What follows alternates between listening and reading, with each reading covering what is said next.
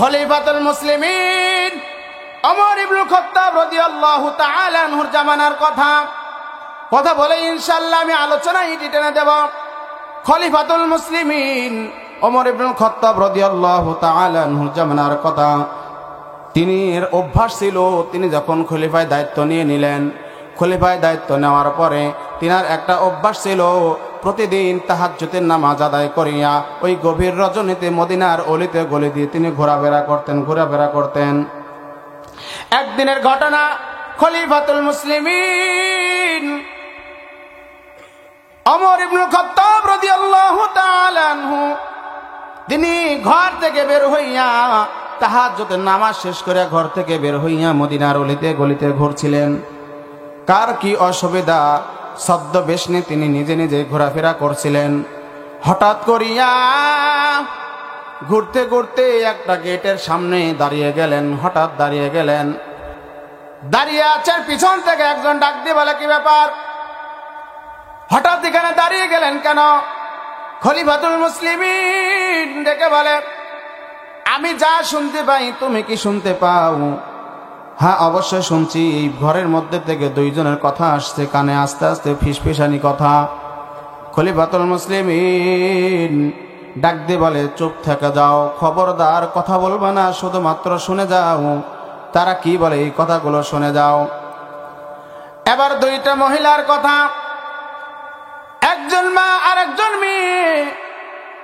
মা মেয়েকে ডেকে বলে, বেটি গো, এই যে দুধ দেখতে পাচ্ছ, দুধের মধ্যে কিছু পানি মিশ্রিত করে দাও, কারণ এখনো পর্যন্ত রাত আছে, গভীর রাত, এখনো পর্যন্ত সকাল হয় নাই, ভোর হয় নাই।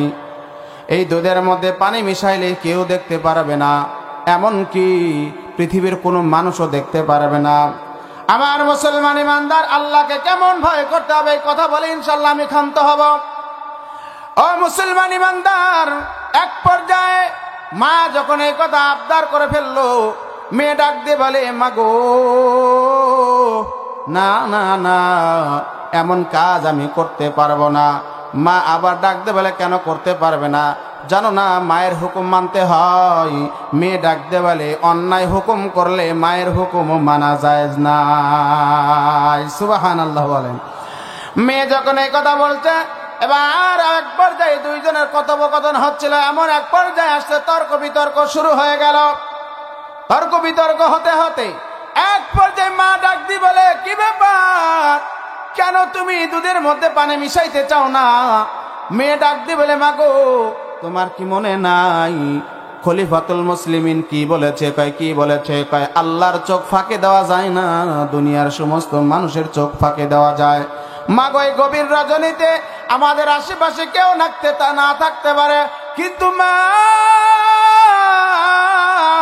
তুমি জানো না আল্লাহ তো আমাদের সাথে সর্বসময় থাকেন।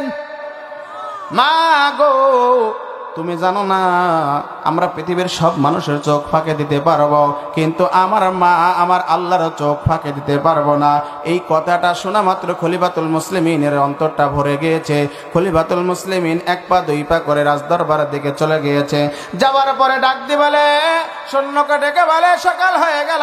সকাল হওয়ার পরে একজন সৈন্যকে পাঠায়, যাও অমুকের বাড়িতে যাও, দুইটা মেয়ে আছে, ডেকে নিয়ে আসো, আমার দরবারে এনে হাজির করে দাও, আমি তার সঙ্গে একটু কথা বলতে চাই। খলিফাতুল মুসলিমিন ওমর ইবনুল খাত্তাব রাদিয়াল্লাহু তাআলা আনহু তিনি এবার তিনার কাছ থেকে চলে গেলেন।